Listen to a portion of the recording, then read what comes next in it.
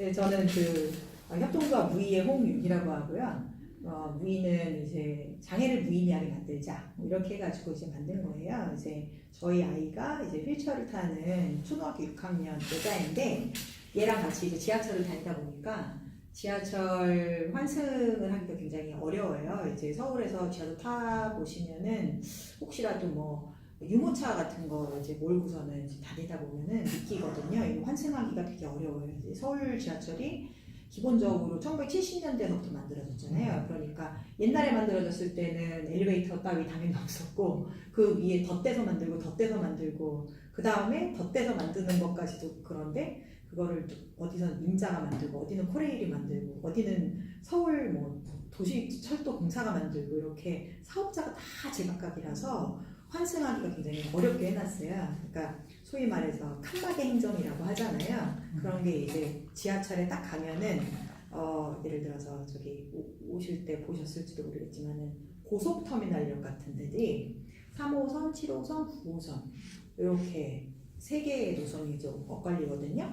근데 제가 2011년에 거기 그 고속터미널역에 갔다가 거기 이제 환승을 하는 구간이 있는데 그 구간에 뭐가 있냐면 엘리베이터가 없고 이제 에스컬레이터랑 그리고 계단 그리고 이제 리프트 장애인 리프트 있잖아요. 그 리프트 이렇게 세 가지가 있는 데가 있었어요. 근데 리프트가 고장이 나 있었어요.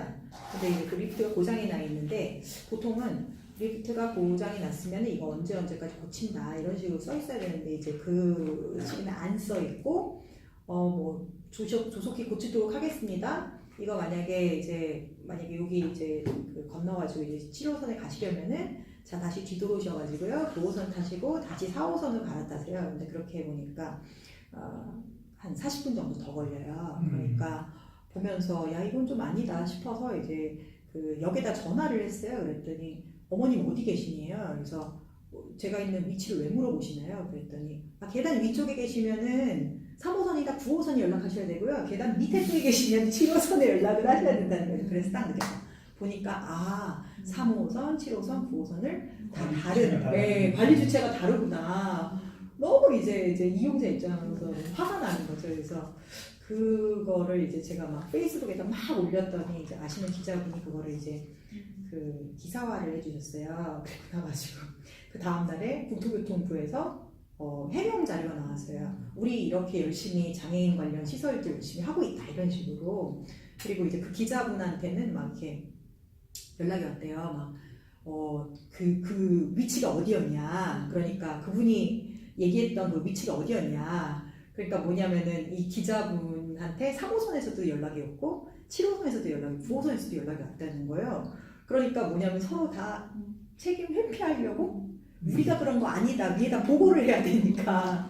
그러니까 저도 이제 그 회사에 있으니까 이제 어떤 이슈가 터졌을 때 이게 누가 잘못해서 그런 건가 이런 거에 대한 거는 충분히 아는데 이거 문제가 좀 있구나 이런 생각이 들었어요. 그래서 그때 이제 돌아다니면서 봤는데 지하철 환승을 하는 데 있어가지고 이렇게 돌아가면은 하여간 리프트 안 타도 되고 그런 구간들이 조금 있거든요. 그런데 그런 거를 영무원들이 잘 몰라요. 네. 그래서 그런 이제 일종의 그런 뭐라고 해야 되나 문제 의식에서 이제 시작을 한 거고요. 제가 저희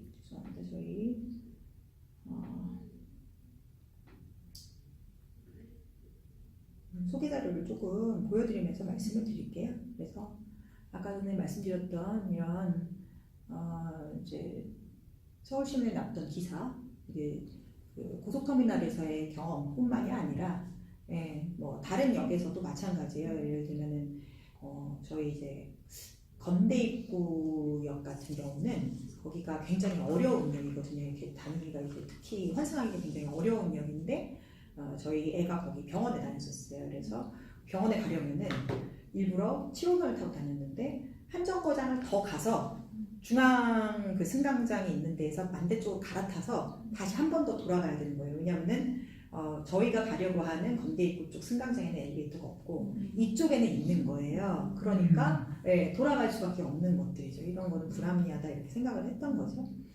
이게 2011년이었고 이제 2015년에 아까 전에 제가 말씀드렸던 대로 대체 루트가 있으면은 대체 루트를 시민들이 그냥 만들어가지고 일종의 저 지하철역에다가 스티커 같이 116처럼 이렇게 쭉 노란 스티커 붙이면 되지 않을까? 이렇게 단순히 생각을 해서 크라우드 펀딩을 시작을 했어요. 600만 원 정도 모았는데 그 과정에서 알았죠.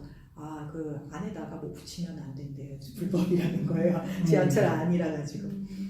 그래가지고 이제 이걸 어떻게 하면 귀하게 쓸까라고 해서 뭐 지금 이렇게 뭐 휠체어 여행책 만드는 하버드 대생이랑 같이 모여서 무이라는 거를 만들었고요. 그래서 저희가 무이 활동은 이제 지하철 그 환승지도 말고도 굉장히 여러 가지 휠체어 여행에 대한 그런 컨텐츠들을 많이 이제 제작을 했었어요. 그래서 아까 전에도 말씀드렸듯이 지하철이 사업자가 서로 다르면 표지 체계가 통일되어 있지 않고 그 다음에 어떤 역은 지하철 환승하는 길이 용모도 잘 모르고 엘리베이터만 이용해서도 환승할 수 있는 길이 있는데 그걸 역무원이 모르는 경우들이 있어요. 교통 카드를 찍고 개찰구를 통과해서 가야만 되는 경우들이 있는데 제가 이거를 처음에 시작할 당시에는 그렇게 환승을 하려고 하기 위해서 개찰구를 가야 되는 경우에 이거에 대한 안내가 없었거든요. 그래서 이런 거는 문제가 많다라고 생각을 해서 이제 2016년에 저희가 개원예술대학교 학생들과 또 이제 교수님과 같이 어떤 솔루션을 개발을 해보자라는 측면에서 이제 그냥 일단 뭐 실내 내비게이션 뭐 이런 거 다 필요 없고 뭐 앱을 처음에는 만들려고 그러는데 앱을 만들기도 좀 뭐하고 그러니까 어려운 역 위주로 지도를 한번 만들어 보자라고 해서 지도를 만들었는데 처음에는 이게 이제 지하철역에 가면은 그 약간 3차원 지도처럼 저렇게 되어 있어요. 저거는 이제 지하철 그 공사 같은 데에 홈페이지에 가면은 역의 그런 개요라고 해가지고는 지도라고 해가지고 들어가 있는데 저기에다가 이제 표기를 하면 되겠다 이렇게 생각을 했었거든요. 그런데 첫 번째 알고 보니까 저게 표기를 한번 해봤었는데 저게 아마 저 시민분이 직접 한번 해보신 건데요. 해보니까 첫 번째 저런 지도가 이미 있었어요. 앱에. 네, 그런데 잘 알려지지 않았어요. 어떤 저기 장애인 단체랑 보건복지부가 같이 만들었는데 그렇게 해서 앱을 만들었는데 그냥 그때 만들고 나가지고 홍보가 잘 안 돼가지고 버려져 있고 그리고 걔가 이제 업데이트가 잘 안 되어 있었죠. 그리고 무엇보다도 알아보기가 너무 힘들어요. 네, 이렇게 직관적으로 알아보기가 너무 힘든 거죠. 그래서 어떻게 할까라고 그 개원예대 학생들이랑 이제 고민을 해가지고 만든 게 이제 저런 형태예요. 여기는 이제 광고 브랜드 디자인 무슨 기술 이런 거하고 전혀 상관없고요. 말하자면 그냥 다 저기 디자인 하시는 분들이에요. 예쁘게 디자인 하시는 분들. 그래서 생각을 하기에 지하철의 경우에는 여러 층들을 올라갔다 내려갔다 해야 되거든요. 그러면은 층별 지도를 이렇게 평면도로 보여주면 되지 않을까? 라는 식으로 해가지고 저기 가산 디지털 단지역이라는 데인데 1호선이랑 7호선을 이렇게 갈아탈 수 있는 곳들이에요. 거기에 갈아타려면은 처음에 1층에서 시작했다가 2층 갔다 1층 갔다가 지하 1층, 지하 2층, 지하 3층 6개 층을 가야 되거든요. 총. 그러니까 저렇게 하면은 6개의 지도가 나오는 거예요. 저런 형식으로 일단 만들었어요. 저게 이제 저희가 2016년에 만들었던 첫 번째 지도 타입이었고요. 그냥 그림 파일이죠.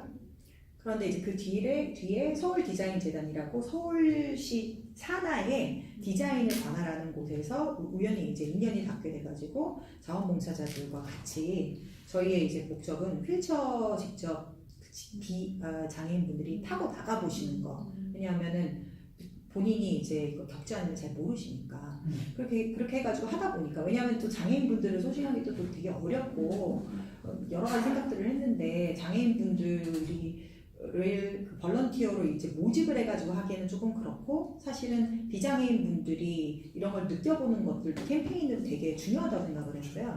그래서 되게 이렇게 공고를 올렸더니 생각보다 정말 많은 분들이 관심을 가져주셨고 그렇게 해가지고는 작년 3월이랑 10월에 이렇게 했고요.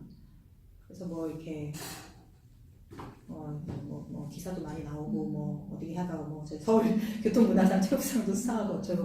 근데 이제 사실은 저희가 이제 제작한 것들은 전체 지도에 2017년까지 제작을 한 것도 한 15% 정도밖에 안 돼요, 전체 역 중에. 왜냐하면은 저희가 다 할 수가 없었고, 첫 번째, 저도 이제 회사를 다니면서 같이 하고 있으니까 풀로 하기가 조금 어렵고, 제가 혼자서 하기도 어렵고, 저는 이제 중요한 거는 어려운 역들을 발견을 해가지고는 거기에 대한 정보라도 좀 줬으면 좋겠다, 첫 번째. 그리고 이거는 공공 디자인이고 공공 정책 내지는 공공 데이터니까 궁극적으로는 시민이 이렇게 그 뭔가 문제를 발견해가지고는 이런 솔루션이 있을 수 있는데요. 이거를 디벨롭을 해주세요라고 저는 사실은 서울시든 뭐 그 코레일이든 던져드릴 요량이었거든요. 그래서 사실은 샘플링을 많이 했던 거죠. 그래서 그 15%밖에 안 된다라고 말씀드렸었는데 그 환승역들은 뭐 이제 휠체어 환승시 아까 전에 저기 가산 디지털 단지역처럼 막 6개 층을 오고 가야 된다든지 뭐 서로 다른 사업자가 운영을 해가지고 물어봐도 그 자리에서 잘 해결이 안 되는 뭐가 있다든지 개찰구를 통과를 해야 된다든지 해서 막 그 시민들이 스트레스를 받을 수밖에 없는 또는 밖으로 나가서 아예 돌아야 되는 데들이 있어요. 건대 입구, 뭐 노원역, 뭐 영등포 구청역 이렇게 몇 군데 있어요. 한 대여섯 개 있거든요. 그런 데들 위주. 그 유동인구 많고 또 복잡한 역들의 경우에는 이게 이제 환승 노선이라는 게 하나만 있는 게 아니잖아요. 다 할 수가 없었는데 이제 2개 이상 하는 그런 역들도 몇 군데 유동인구 많은 데들은 좀 하고요. 그렇게 해서 2017년에 저희가 33개여 58개 구간들을 이제 했고요.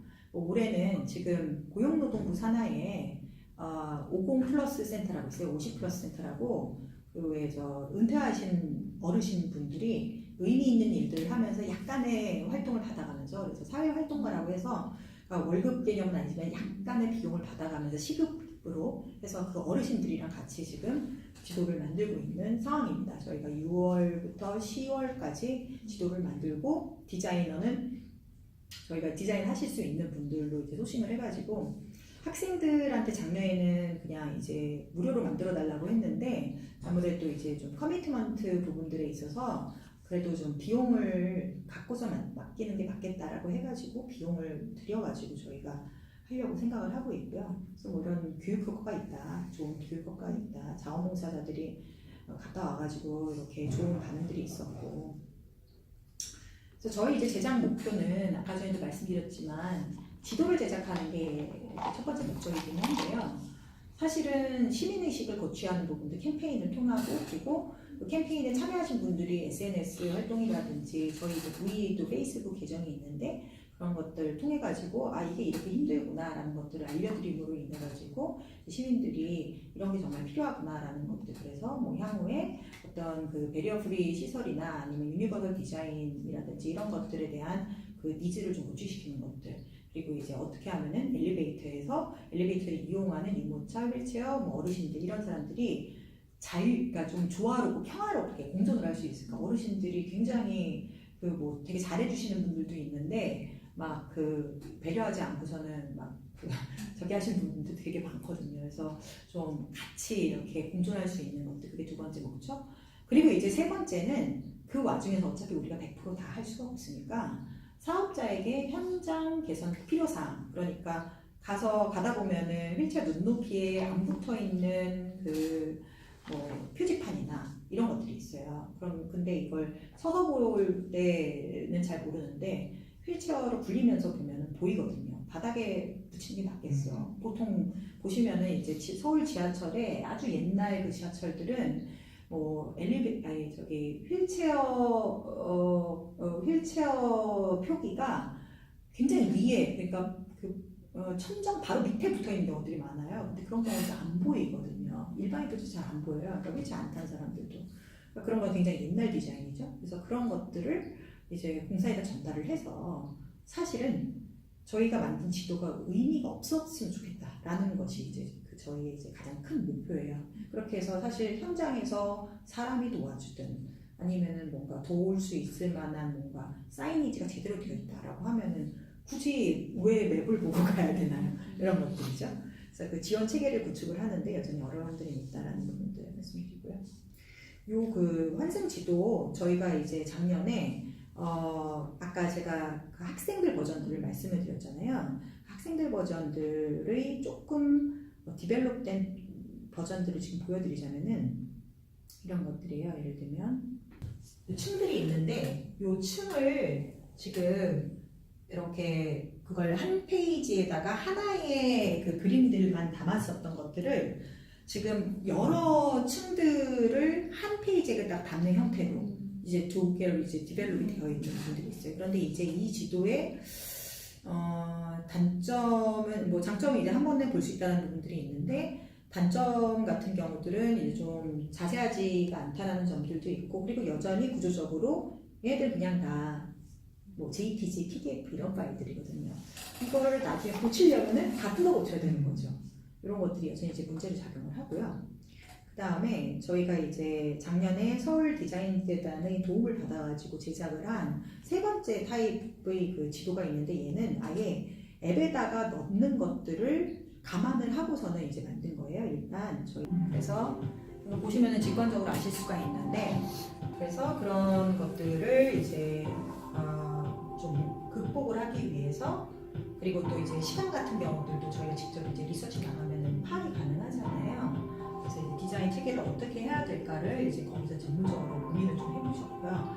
여기서 이제 고민을 하실 때 뭐 아마 그냥 디자인적인 측면 말고도 지도적인 측면들도 좀 많이 고려를 하셨을 거예요. 이렇게 앱 형태, 앱 프로토타입으로 만들었거든요.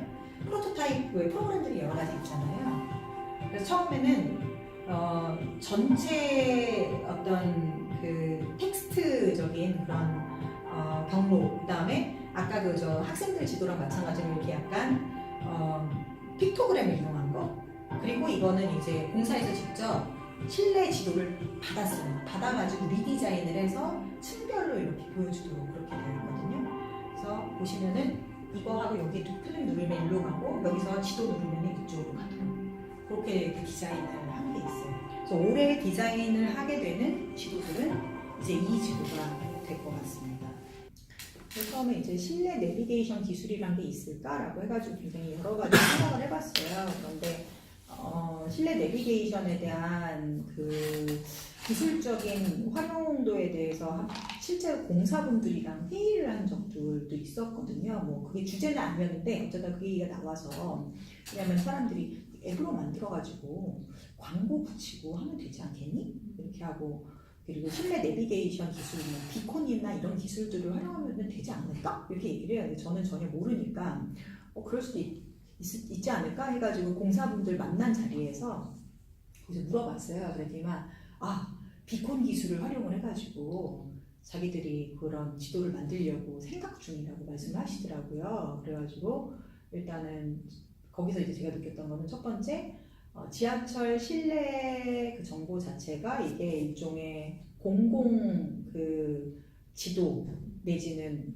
공공 시설물들이기 때문에 인간의 우리는 오픈하지 않는다라는 약간 그런 느낌이 조금 들었었고요. 인간이 뭐 하지 않는다고요? 오픈하지 않는다. 오픈하지 않는다? 네. 공공시설인데 공공시설 지도 같은 것들 있잖아요. 그래서 그런 것들에 대한 보안이랑 뭐 이런 것들 때문에 네, 보안이나 이런 것들이 특히 왜냐면은 저 지하에서 리서치를 하려고 그럴 때 연구원들이 되게 많이 와서 제대를 하셨어요. 저희 처음에는 모르고 그냥 했는데 여기 사진 찍으면 안 된다고. 사진 찍으려면은 공사에 허가 받아갖고 오라고. 이렇게 얘기를 해가지고 저희가 그 다음서부터는 저희 이름으로 보내지 않고 이제 아까 서울 디자인재단이 그런 공공기관이잖아요. 그리고 올해도 50+센터는 공공기관이잖아요. 공공기관 이름으로 공문을 보내는 거예요. 우리 이런 거 공공 목적에 의거해가지고 하려고 그러니까 허락해줘 라고 해가지고는 하는 거예요. 그러니까 예를 들어서 네이버나 뭐 카카오나 이런 데들이 사실은 실내 지도들을 만들 수도 있잖아요.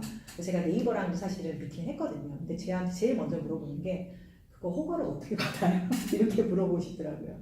그래서 그때 이제 회의를 할 때도 그 비콘 기술을 활용한 그런 거를 내부적으로 검토 중입니다. 이렇게 말씀하시더라고요. 그래서 그럼 언제 나오나요? 그랬더니만 검토 중입니다. 그래서 아예 알겠습니다. 그런데 또 그리고 나서 한 1년 정도 뒤에 보니까 비콘 기술 그거 사실 이제는 좀 한물 갔는데 이제 뭐 별로 쓸모가 없는데 뭐 이렇게도 말씀을 하시고 그런 게 좀 있더라고요. 아무튼 저희는 뭐 그냥 그렇다고 해서 그냥 손 놓고 앉아 있을 수 없으니까 그냥 만들던 거 계속 만들었고요. 아까 말씀드린 것처럼 이거는 이제 말하자면 그 저희 그 잠실역인데 지하철 앱에다가 얻는다고 가정을 해가지고 만든 거예요. 그 지하철 앱에는 보통 환승 정보만 있는 게 아니라 내가 A역에서 B역 갈 때까지 최적 경로도 찾아주고 그 다음에 뭐 시간도 찾아주고 이러잖아요. 그러니까 이게 지금 서울시에서 운영하는 앱이 있어요. 또타 지하철 또타 앱인가 그래요. 그래서 지금 앱스토어에서 다 다운받을 수 있는데 거기에 이제 사실은 교통약자 정보들이 있거든요. 거기에 사실은 얹을 생각으로 만든 거예요. 이런 식으로 구성하시면 됩니다 라고 해가지고 샘플을 저희가 50개를 만든 거죠. 지금 보시면 요 위에 있는 것들은 좀 그렇긴 한데 이게 요 위는 예를 들어 잠실나루 역에서 뭐 어디 어느 역으로 이동한다라고 가정을 하는 거니까 이거는 사실 저희의 리서치 영역에 속하지는 않고요. 지금 저희 리서치 역에 속하는 게 바로 여기 지금 잠실역에서 뭐 2호선에서 8호선으로 갈아탈 때라고 해서 지금 이렇게 그 각 층별로 이동 경로를 텍스트로 표현을 해놨어요. 그리고 이 텍스트로 표현을 한 거는 제가 일부러 텍스트로 넣어달라고 그랬어요. 왜냐하면 시각장애인 분들한테 읽어줘야 될 수도 있는 거잖아요. 그런 경우에는 텍스트가 필요하지 않을까? 저 이렇게 생각을 했어요. 이거 영어로 만약에 번역을 하거나 중국어로 번역을 해야 된다. 그럼 텍스트가 필요하지 않을까? 이렇게 생각을 했어요. 저는 잘은 모르겠지만은. 그래서 일단 그 그림으로 하면은 제일 쉽기는 한데 워낙 우리나라의 지하철 구조 자체가 그 이제 그림으로만 다 표현할 수 없는 것들이 있더라고요. 그래가지고 일단 이렇게 했어요. 이거 보고도 모르겠다라고 하면은 이렇게 픽토그램 형태로 하는 거예요. 그래서 픽토그램은 이렇게 이제 뭐 보시면 아시겠지만 2호선 라인은 뭐 초록색으로 하고 그 다음에 뭐 2호선도 8호선 아닌 데는 이렇게 회색으로 하고 저런 것들에 대한 가이드라인을 이제 다 이제 잡아가지고 그 디자인 회사에서 하셨고요. 여기 보시면은 이렇게 지도로 이거는 이제 저희가 지도 를 공사에서 협조를 해가지고 받은 거예요. 그리고 그거를 다시 이제 리디자인을 한 거고요. 8호선 라인 쪽으로 가면 이렇다. 좀 UX가 그냥 좀 아주 최적화되어 있지는 않은데 이런 식으로 2호선 쪽에서 시작을 해가지고 쭉 가다가 8호선 여기서 이렇게 해서 여기로 가서 엘리베이터를 탄다. 약간 이런 식으로. 그래서 하여간 뭐 어떻게든 내가 텍스트가 편하든 아니면은 뭐 그림으로 보는 게 편하든 그러니까 네가 좋아하는 게 뭔지 몰라가지고 하여간 다 준비해봤어요. 이런 형태로 만들어 본 거예요. 네. 이렇게 만들었습니다. 더 만들 거고 앞으로 이제 저희가 이제 해야 될 일종의 그런 어떤 과제라든지 뭐 이런 것들 보면은 일단 그 와중에서 이런 성과들이 있었다고 저는 이제 생각을 하는데 휠체어 이용자 눈높이로 아까 전에 안내문 자체가 안 되어 있어가지고 좀 힘든 경우들이 있다고 그랬잖아요. 여기 아마 지하철 동대문 역사문화공원이라고 해가지고는 2호선, 5호선, 4호선 이게 세 가지가 이제 세 가지 노선이 이제 되는 거가 있었는데 거기가 어떻게 되어 있냐면은 구조가 여기 지금 지하 5층, 지하 3층, 그다음 지하 2층에 각각 그 승강장들이 있어요. 그런데 여기 엘리베이터가 없다가 새로 왔거든요. 그래서 거기 제가 아까 갔다는 공사 회의에 가셔가지고 그게 아마 서울시 의회 의원님이 이게 주최하는 회의였어요. 그러니까 이제 의원님이 막 좀 잘하란 말이야 막 이렇게 얘기하니까 공사가 우리가 얼마나 열심히 하고 있냐면요 라고 하면서 여기 이 어려운데 엘리베이터를 놨습니다 이렇게 말씀을 하시더라고요. 제가 그게 아마 4월이었거든요. 제가 가가지고 봤는데 이렇게 되어 있던데요. 근데 이거 보시면은 제일 밑에 층에 5호선이 있는데 그 위에 층에 4호선까지만 얘기가 되어 있고 그 위에 층에 2호선이 있다라는 얘기가 안 되어 있는 거예요. 이러면 사실은 뭐 유모차 갖고 와가지고 그럼 2호선은 어디로 가라는 얘기지? 이렇게 그러잖아요. 그러니까 막막하게 일단 가서 한번 보자 불안한 마음으로 올라가잖아요. 그래서 올라가서 거기서는 엘리베이터 없으면 어떡하지? 이렇잖아요. 그런데 여기 2016년 그 얘기를 갖다가 막 하고서는 말씀을 드렸더니 4개월 후에 갔더니 이게 바뀌었더라고요. 그러니까 이게 예측 가능하게 사이니지를 한 것만으로도 사실은 2호선 갈아타는 데가 요 위에 이거 엘리베이터 타고 올라가면 있구나 라는 걸 알 수가 있는 거죠. 그래서 저는 이제 저희 무이의 활동 중에서 되게 큰 역할 중에 하나가 이런 식으로 지도 자체가 필요 없게 만드는 것들을 이제 시민의 힘으로 말씀을 드리는 거라고 생각을 하고요.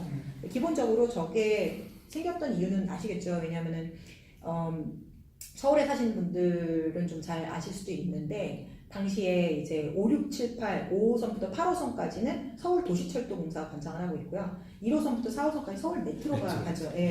관장을 하고 있어요. 그래가지고 서로 그 똑같이 서울시 산하 기관임에도 불구하고 협업이 잘 안 됐던 거죠. 그러니까 5호선에서 4호선까지만 딱 표기하고 4호선에서 2호선까지 할 이유가 없는 거예요.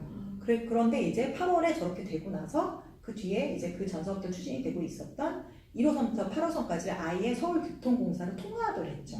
네, 그러면서 많이 나아졌어요. 지금 이제는 요걸로 다 뭐 폰트나 이런 것들도 다 통일이 되고 훨씬 편해지기는 했습니다. 그런 것들이 있는데 여전히 코레일 노선들 되게 많거든요. 뭐 경인중앙선, 무슨 분당선 그래도 좀 최근에 지어진 데인데 최근에 지어진 데가 아닌 데들의 경우에는 아직도 좀 어려운 데들이 많아요. 그래서 보면은 코레일과 이제 공사 간의 협업이 잘 되는 것 같다는 느낌은 좀 만들고 저희의 가장 큰 지금 딜레마 중에 하나는 사실 이 정도 만들어놨으면은 아마 공사에서 받아가가지고는 그냥 얹고 그 다음에는 팔로우업은 공사가 하면 된다고 생각을 했거든요.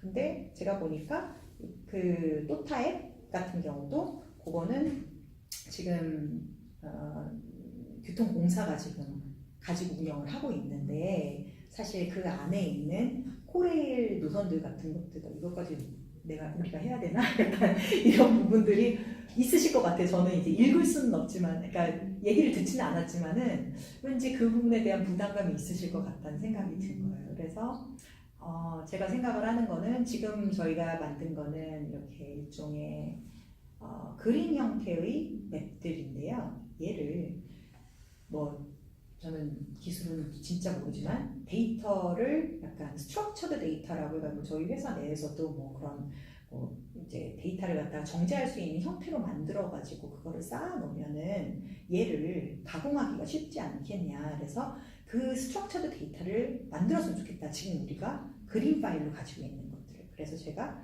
이제 말씀드리려고 하는 거는 저희가 지금 이렇게 그 엔드 리졸트는 그냥 이렇게 그림 파일 형태로 나오더라도 얘네들의 그 데이터를 갖다가 어떤 식으로 모아야 그리고 리서치하는 사람들도 어떻게 모아야지만 이 복잡다단한 실내 내비게이션이라는 경로를 나중에 업데이트 편하게 할 수 있을까? 이게 이제 가장 저희의 큰 숙제예요. 그래서 그거를 갖다가 만약에 발견을 한다라고 하면은 공사에다가 이야기를 하면서도 저희 50개 만들었으니까 나머지 180개는 저기 그쪽에서 만드세요 하고 던지는 것보다 이 50개 이만큼 만들었습니다. 근데 50개에 대해서 데이터 스트럭처는 이런 것과 같습니다. 이런 식으로 모아서 하시면 될 것 같아요. 만약에 모으는 게 힘드시면은 저희 무이가 뭐 예를 들면은 뭐 시민들과 같이 할게요. 업데이트 하는 것만 공사에서 해주세요. 뭐 코레일에도 따로 얘기를 할 수가 있고. 근데 지금 저희처럼 그냥 이렇게 그림 형태로 이렇게 만들어 놓으면은 업데이트 하시기가 되게 부담스러우실 것 같다 이런 생각이 들어요. 저희는 이 데이터 스트럭처는 만들어서 어느 지도 사업자든 드리려고 생각을 하고 있어요. 그게 네이버가 됐던 카카오가 됐던 아니면은 SK 뭐 어디가 됐든 플래닛이 됐던 지금 그 지하철 지도를 만들고 있는 3개 사업자가 있거든요. 우리나라에. 뭐 구글이 될 수도 있는 거고요. 구글 얘기하면 안 되나? 어쨌든 그래서 제가 이제 이거를 뭔가 돈을 가지고서 이게 돈 벌려고 한 것들이 아니고 뭐 공사에서도 그거는 돈 벌 수 없는 데이터라는 식으로 이렇게 약간 암묵적으로 말씀을 주셨기 때문에 저는 이제 제가 필요해가지고 저희 애가 필요해가지고 만든 거니까 공익적인 데이터면은 공공 데이터의 그런 데이터 스트럭처 체계를 만들어가지고 같이 드리는 게 좋겠다 이렇게 생각을 했고요. 제가 생각하기에 이게 뭐 잘하면은 이게 실내 내비게이션이란 기술들이 아직 우리나라에 없는 걸로 알고 있어요. 예.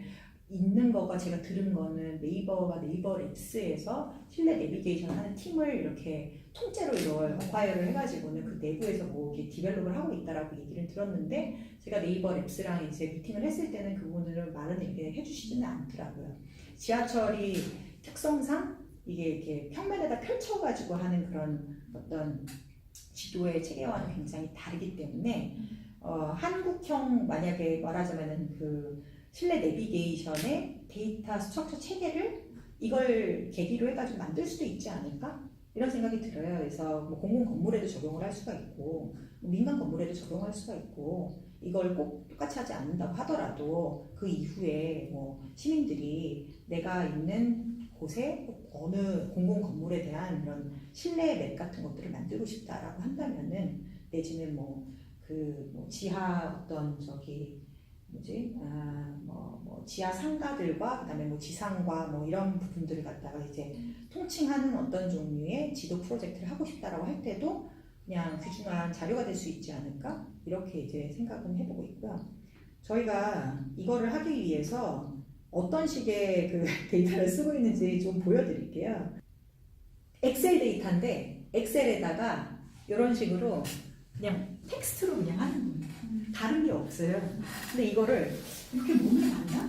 예를 들면 얘를 체계를 이렇게 해가지고는 엑셀로 해가지고는 뭐 셀에다가 여기에다가 이걸 넣고 저기다 이걸 넣고 뭐 이렇게 해가지고는 그거를 셀만 제대로만 이렇게 해도 나중에 그거를 짜잔하고 어디 지도에다가 넣으면은 좀 괜찮지 않을까 이런 생각들이 이제 들더라고요. 이런 식으로 별거 없어요. 이제 이 옆에는 뭐 보시면 아시겠지만은 이제 그래서 이런 게 불편했어라는 거를 적은 거고요. 그런 거 말고 이제 지도에 대한 데이터는 지금 맨 왼쪽에 있는 것들. 이런 식으로 이제 저희가 그 일반 시민들과 같이 제작을 하고 있습니다. 여기까지가 이제 제가 말씀드릴 수 있는 것입니다. 네.